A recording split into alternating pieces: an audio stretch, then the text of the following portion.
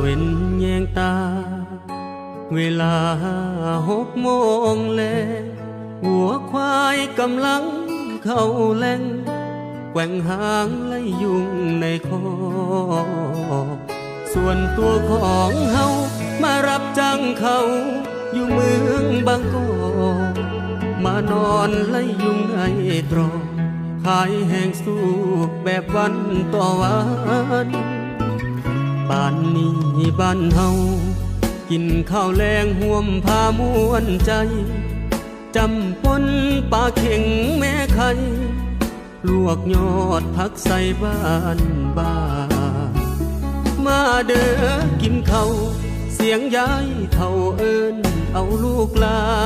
นแต่เฮาหลายปีที่ผ่านวิ่งไล่ความฝันต่อไป